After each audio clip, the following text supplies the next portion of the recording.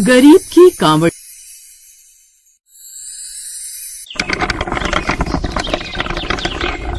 राघव बड़ा ही गरीब मजदूर था जो छत्तीसगढ़ के गांव में रहता था।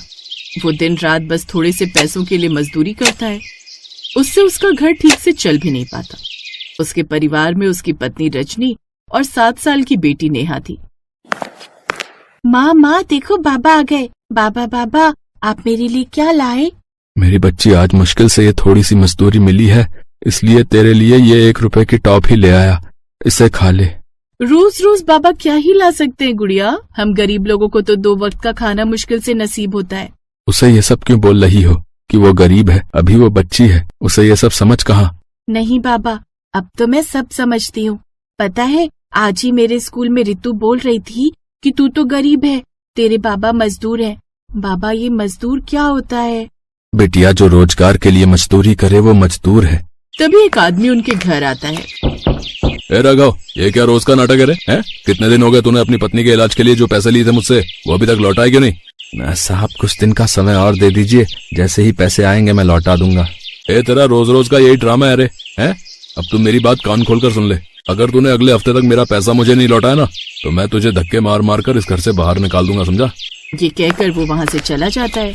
अगले दिन नेहा स्कूल जा रही होती है कि तभी एक गाड़ी से उसका एक्सीडेंट हो जाता है। देखिए, हफ्ते भर के अंदर ही इसका ऑपरेशन करना पड़ेगा, नहीं तो ये कभी भी अपनी कमर के बल पर खड़ी नहीं हो पाएगी और ताउम्र बिस्तर पकड़ लेगी।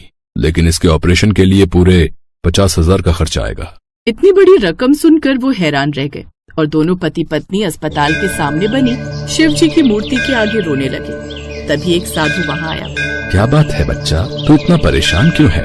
बाबा, मेरी बच्ची वहाँ अस्पताल में पड़ी है और डॉक्टर उसके इलाज के लिए पूरे 50,000 मांग रहे हैं। अब मैं गरीब इतने पैसे कहाँ से लाऊं? चिंता मत कर, कल तुम कावड़ की यात्रा पर जाओ और माँ गंगा की नदी से उस कावड़ में पानी भर कर लाओ और उस पानी से अपनी बेटी को नहला दो। देखना, तुम्हारी बेटी बिल्कुल ठीक हो जाएगी। अगर ऐसा है तो मैं कल ही कावड़ लेकर जाता हूँ। अपनी बच्ची के लिए मैं कुछ भी करूँगा। फिर अगली सुबह ही राघव कुछ कावड़ियों के साथ कावड़ यात्रा के लिए निकल पड़ता है। सभी कावड़िए एक साथ महादेव का नाम लेकर आगे बढ़ते चले जा रहे थे। कुछ देर बाद, अरे भाई, मैंने सुना है कि वो वाला रास्ता बहुत लंबा है, इस तरफ रेल की पटरी वाला रास्ता छोटा है। मुझे किसी ने बताया था, चलो वहीं से चलते हैं। अच्छा, तो फिर चलो उसी तरफ से चलते हैं। मुझे वैसे भी जल्दी वापस लौटना है, मेरी बेटी को मेरी जरूरत है। अब वो सभी उस रेल पटरी से चलने लगते हैं। कुछ दूर चलने पर ही तेज रफ्तार से ट्रेन आने लगती है। ट्रेन आ रही है, एक तरफ हो जाओ। जैसे तैसे वो सब एक तरफ हो जाते हैं और सबकी जान बच जाती है।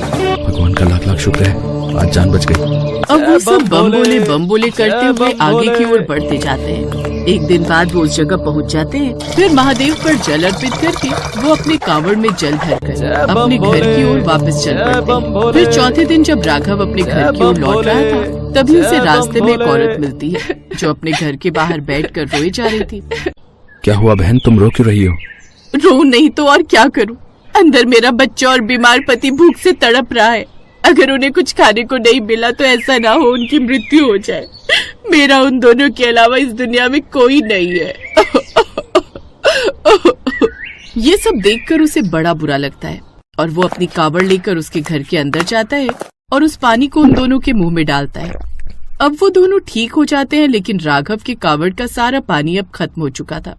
आपका बहुत बहुत धन्यवाद भाई साहब, आपने हमारी जान बचाई। भाई साहब, हम गरीबों के पास आपको देने के लिए कुछ नहीं सिवाय इस आंगन में लगे इन 2 कद्दुओं के, आप इन्हें रख लीजिए। नहीं, इन सब की जरूरत नहीं है।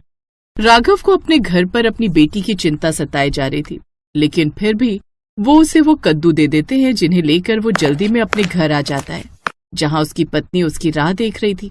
आप आ गए जी, पानी वो कहाँ है? बिटिया को उससे नहलाना है ना, उसकी तबीयत दिन पर दिन खराब होती जा रही है। रजनी, वो बात यह है कि... फिर वो उसे सारी बात बताता है। क्या आपने सारे पानी से उन जरूरतमंदों को नहला दिया? लेकिन अब अपनी नेहा का क्या होगा? अगर नेहा को कुछ हो गया ना जी, तो मैं भी नहीं बचूंगी, मैं भी खुद को कुछ कर लूंगी।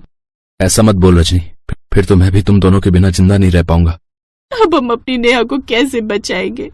बिना पैसे के तो डॉक्टर ने भी इसका ऑपरेशन करने से इनकार कर दिया है। तभी रंजन अपने पैसे मांगने उनके यहाँ आ जाता है।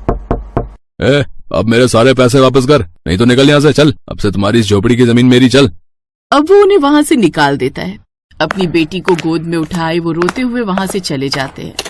साथ में वो दिए हुए उन 2 कद्दू को लेकर भी चलते रहते हैं। लेकिन कुछ देर बाद चलते चलते रजनी को काफी थकान होने लगती है और वो कद्दू उसके सर से गिर जाता है और गिरते ही उसमें से ढेर सारे सोने के सिक्के निकलते हैं, जिन्हें देख वो हैरान रह जाते हैं। ये कैसा जादू है जी, ये तो कमाल हो गया। ये सब भोलेनाथ की कृपा है। दूसरा कद्दू भी तोड़कर देखो। उसके अंदर से भी ढेर सारे सिक्के निकलते हैं, जिन्हें देख वो दोनों बहुत खुश होते हैं। तभी आकाशवाणी होती है। मैं तुमसे बहुत प्रसन्न हूँ राघव। इतना सब होने के बाद भी तुमने जरूरतमंद लोगों की मदद की।